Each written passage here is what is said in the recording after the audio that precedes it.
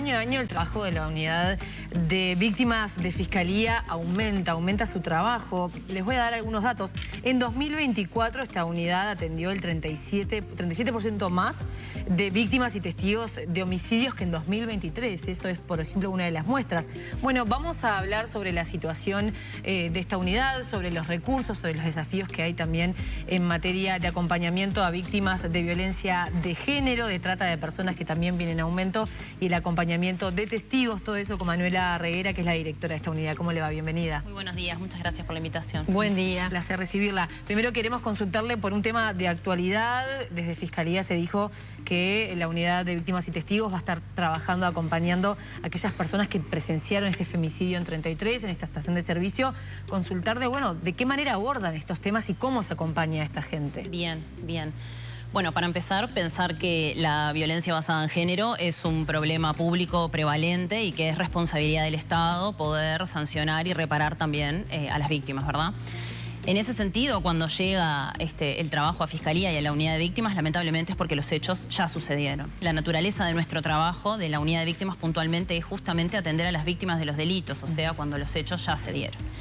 En ese sentido, en general, en las situaciones de violencia basada en género, en su máxima expresión, que pueden ser la violencia vicaria y los contextos femicidas, la unidad de víctimas desarrolla puntualmente acciones en consonancia con la estrategia del equipo fiscal que está investigando, y cuando se nos da intervención, lo que hacemos puntualmente es, si en la escena del hecho se encuentran infancias, niños, niñas que hubieran estado presenciando, solicitamos poder concurrir a la escena del hecho simplemente para trabajar con esas niñeces, poder resguardarlas en el caso que hubieran visualizado algo de lo sucedido, poder encargarnos de cuidados básicos que tienen que ver con abrigo, hidratación, ¿no? Poder resguardar a esas infancias de esas escenas, buscar referentes adultos protectores que pudieran acompañar en ese proceso. Los primeros auxilios psicológicos que le dan ustedes. Exactamente. Cuando no somos convocados a la escena o al lugar donde se acontecieron los hechos porque no hay infancias, lo que hacemos es tomar un primer contacto inmediato con aquellas personas que son víctimas sobrevivientes de los hechos y también testigos.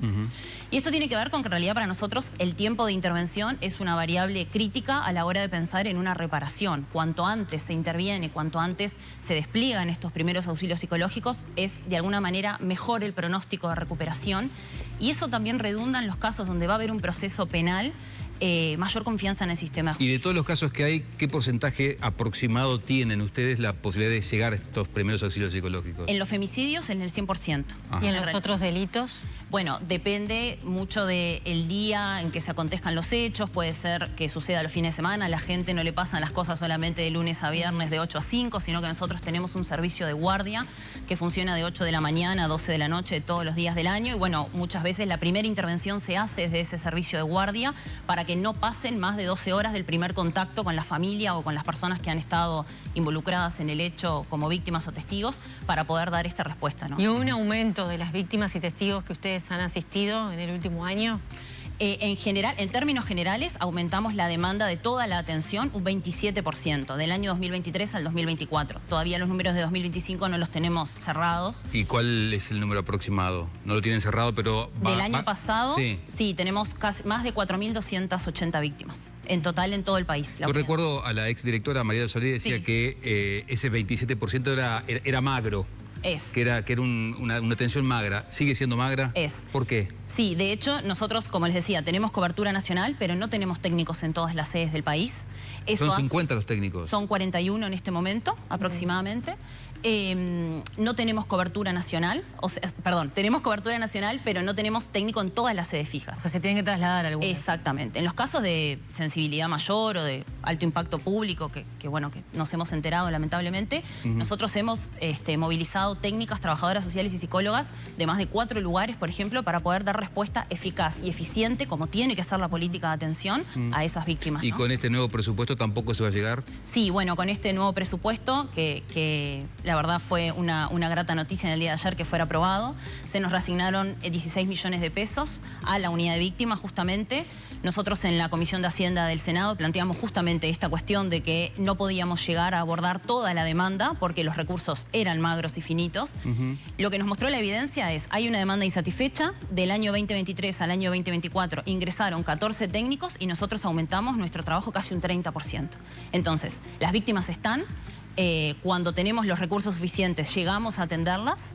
Y bueno, por suerte, esto fue tomado y fue reasignado el recurso en la Comisión de Hacienda. Entonces, bueno, ahora contamos con esos 16 millones para repensar la política. Directora, unidad de víctimas y testigos. ¿Qué porcentaje se atiende de uno y de otro hoy por hoy? Bueno, el año pasado específicamente atendimos 3.057 víctimas y más de 1.198 testigos.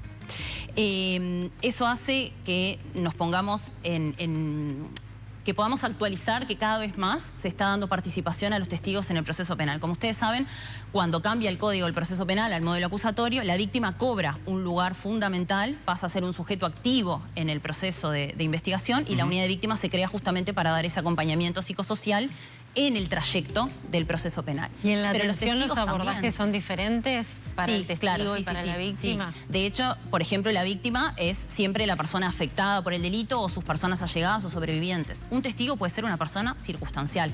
Cualquiera de nosotros puede ser mañana testigo de un delito. ¿Y por qué se le acompaña?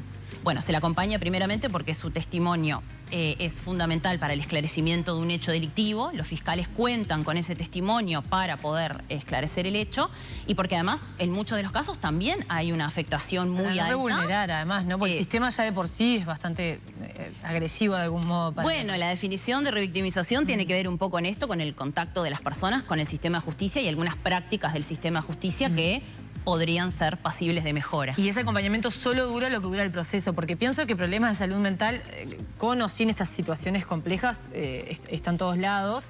Sobre todo si te pasa esto que te cambia la vida para siempre, necesitarías acompañamiento mucho tiempo. ¿Ustedes después derivan a otras dependencias del Estado? ¿Articulan? Exacto. Nosotros generamos, tanto para víctimas y para testigos como metodología de trabajo, lo que llamamos un plan de acompañamiento, que tiene dos focos principales. Por un lado, sí, fortalecer a la víctima o el testigo en lo que implica su participación en el proceso penal, o sea, que declare, en el caso de los testigos y en el caso de las víctimas, bueno, que pueda, además de declarar, asistir a una pericia psicológica, poder anticiparle y ambientarle cómo va a ser ese tránsito por el proceso.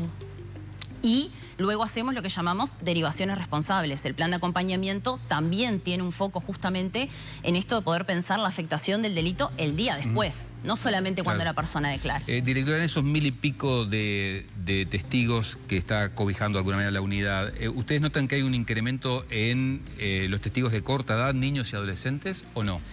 Nosotros consideramos que las niñeces están mucho más expuestas a situaciones de violencia que antes, sobre todo en violencia comunitaria y en cuestiones territoriales, porque además hemos tenido bastantes más víctimas en relación a otros años, bueno, de ataques circunstanciales, ¿no? Tal vez los ataques no son dirigidos, pero las niñeces están transitando espacios comunitarios donde son víctimas. Y muchas veces son escudos de determinadas situaciones. Y muchas veces quedan, sí, en situación casi como de rehenes de algunas cuestiones que sí, que los hace quedar mucho más vulnerables y expuestos a esas situaciones. Doctora, aparte de esto que decía Alfredo, y me imagino que desde la unidad de víctimas y testigos también se ven los cambios de las maneras de ejercer las violencias, ¿no? O el advenimiento, el crecimiento del narcotráfico, la manera y demás. Y uno de los puntos es que yo le he escuchado conversar a ustedes es el incremento de víctimas de trata que hay en el Uruguay. Me gustaría profundizar un poco sobre ese tema, qué tipo de personas son y en qué contexto llegan a esa situación. Bueno, justo en el año 2024 tuvimos el número más alto de víctimas de trata. 37 personas atendimos, de las cuales 36 son población en situación de migración, o sea, son personas extranjeras.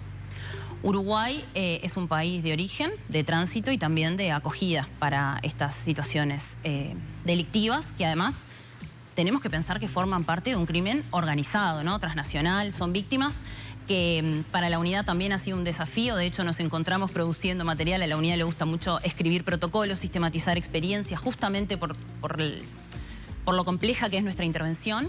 Y nos encontramos justamente con atender a personas que se encuentran no solamente vulnerables por la vivencia del delito, sino por vulnerabilidades previas que ya traen, ¿no? Estamos hablando de personas que usualmente provienen de contexto socioeconómico desfavorable, que han estado insertos en mercados laborales de forma informal, incluso cuando se trata de explotación con fines sexuales. Bueno, víctimas que probablemente han sido victimizadas anteriormente en estas áreas. Entonces, implica justamente un desafío poder trabajar esas vulnerabilidades que se suman a la situación de migración. A veces estamos hablando de personas con las que no compartimos el lenguaje, ¿no? Y tenemos que utilizar los recursos que tiene el Estado, en tanto traductores, personas que nos tenemos que informar, incluso estudiar respecto a su religión, a sus costumbres alimenticias, porque no son las mismas que las nuestras. Y eso implica un desafío para el abordaje, ¿no? ¿Y llegan con un fin de explotación laboral, de explotación sexual, todo junto? El año pasado lo que vimos fue una gran prevalencia en lo que respecta a la trata con fines de explotación laboral. Y este año, puedo decir, no tenemos tampoco los números cerrados, pero que vamos por el mismo camino. ¿En qué áreas? ¿En qué rubros? Bueno, me lo han consultado en otras notas. Hemos tenido situaciones asociadas a la minería, por ejemplo. Sí, bueno, hubo casos en Artigas, ¿no? Por ejemplo. Y bueno, y a otros contextos similares, bueno, cocina, digo, hemos tenido como varios rubros en los que las personas han sido explotadas. ¿Y el Ministerio de Trabajo? Bueno, el Ministerio de Trabajo, cuando nosotros tenemos un fuerte vínculo y es un mecanismo asociado, cuando el Ministerio de Trabajo detecta, genera la denuncia. Entonces, en realidad, hay mecanismos bastante, digamos, aceitados para que eso se pueda dar, ¿no? Desde la Fiscalía también tenemos formas de denuncia para cuidar a los equipos, por ejemplo, de territorio, en el caso que se constate una situación de estas características, porque, bueno, también muchas de las personas que constatan las situaciones después también permanecen en el territorio y hay que pensar mecanismos para hacer eso cuidado. Directora, ¿están conformes en la unidad con el programa de protección a las víctimas y testigos? Yo leía, el otro día salió a raíz de un pedido de la información pública en el diario del País, entre el 2018 y el 2024 se reubicaron a 477 personas. Esto genera, obviamente, a raíz de subsidios, ¿no?, en relocalizaciones. ¿Ustedes están conformes con esto o debería haber más posibilidades para reubicar precisamente a los testigos? Bueno, con respecto a lo que es el plan que tenemos, el programa de medidas en relación a la relocalización que tenemos con el Ministerio, estamos muy conformes en relación a cómo funciona el mecanismo con ellos. Es una herramienta que nosotros utilizamos cuando consideramos que es necesaria, no es algo que sobreutilicemos ni que... Lo que nos está pasando ahora y que viene un poco asociado a lo que veníamos conversando... Perdóname, ¿son viviendas que tiene el Ministerio o eventualmente algún inmueble que se pueda utilizar para colocar allí a determinados testigos? No, son subsidios de alquiler. Okay. Nosotros lo que hacemos es valorar el riesgo de aquellas personas que ingresan al programa de medidas especiales de protección, que dar su testimonio los pone en riesgo. Entonces, a partir de esa evaluación que hacemos con el Ministerio del Interior, con el equipo fiscal y la unidad de víctimas, cada uno de esos integrantes aportando desde su experticia y desde su conocimiento, valoramos si el riesgo de que se produzca algún incidente en su integridad física o de su familia es alto, ingresamos a esa persona al programa de medidas, que puede ser una de las medidas de protección, la relocalización. A veces disponemos de otras. ¿Tiene cifras de a cuánto se han relocalizado? Sí, es lo que decía Alfredo. En realidad, nosotros desde el comienzo del programa hasta hoy hemos protegido a 477 personas. De hecho, el año pasado tuvimos un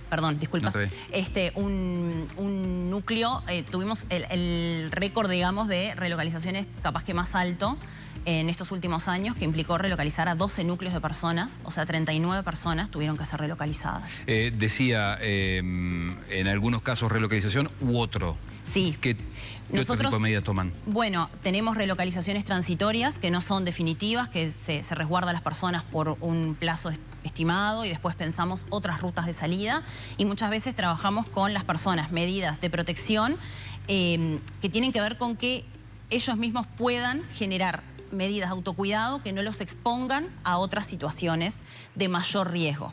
No me quiero explayar mucho porque, bueno, tampoco es la idea contar lo que tenemos para no vulnerarlo. Lo que sí puedo transmitir es que en este último tiempo, y esto venía en la línea un poco de lo que estábamos conversando, es que, sobre todo en estos últimos 2 años, nosotros notamos que hay una suerte de amedrentamiento, de amenazas, de hostigamiento a los testigos para que no declaren. Esto responde un poco a las lógicas territoriales, es lo que hemos podido ver por la experiencia, ¿no? Entonces, en ese sentido, sí... ¿Se puede atribuir, discúlpeme, al crimen organizado que tiene un modus operandi de alguna manera de presionar, de apretar a los testigos? Nosotros entendemos que tiene que ver justamente con ese tipo de delitos. Y lo que estábamos pensando, que fue una propuesta que llevamos al Plan Nacional de Seguridad, que fue recogido también, tenía que ver con pensar en casas de seguridad. Nosotros le llamamos casas de seguridad, en otros países se llama salas de acogida o relocalizaciones o alojamientos transitorios no reservados, o sea que las personas no saben, la sociedad no saben dónde están esas casas. Nosotros este planteo y esta propuesta se la hicimos al Ministerio del Interior porque obviamente tiene que ser un trabajo interinstitucional y conjunto. Y lo que proponemos es un modelo de atención puntual y específico, no disponer de una casa propia, sino de utilizar otros recursos que sí tenga el Estado para generar un dispositivo de atención específica cuando sea necesario retirar a una persona de forma célere de un territorio. Una persona sufre una amenaza, hoy tenemos algunos mecanismos que entendemos están quedando debilitados en relación a cómo avanza la criminalidad. Pero sería, perdóname Maggie, pero sería que otorgar un subsidio también o eventualmente un inmueble que tenga por allí el Estado. Eventualmente puede ser un inmueble que tenga el Estado, pero esa casa de seguridad, como le llamamos nosotros, sería momentáneo, transitorio, hasta que la persona preste su declaración con custodia del Ministerio del Interior. Esa es nuestra propuesta. Y el acompañamiento psicosocial que tiene la unidad de víctimas y que pone siempre a disposición para los testigos, y que luego que la persona preste su declaración, que en general es lo que la pone mayormente en riesgo, pensar una ruta de salida distinta. No volver a su domicilio de origen, digamos. Bueno, muchas veces pasa que luego de la declaración el riesgo disminuye y la persona sí puede volver a territorio. ¿Se evaluaría caso a caso? Siempre es caso a caso. Nosotros eso siempre lo hacemos caso a caso. ¿Y la idea es implementarlo en este periodo? Fue una propuesta del Ministerio. Nosotros actualmente nos encontramos sistematizando justamente para darle una historicidad a nuestro programa de medidas especiales. ¿Propuesta del Ministerio, discúlpeme, o de la unidad? No, fue una propuesta de la unidad que llevamos al Plan Nacional de Seguridad que lo está llevando adelante el Ministerio del Interior. Es una de las propuestas del plan que fue se está recogido. Y bueno, una de las líneas que también trazó, fue presentado el otro día en el Plan Nacional, en el cierre, fue justamente fortalecer a la unidad de víctimas en relación al acompañamiento. ¿Cuántas casas de seguridad se necesitarían? Nosotros entendemos que tienen que ser móviles, que no puede ser fijo, que tiene que ser a nivel de territorio nacional. ¿Como a demanda?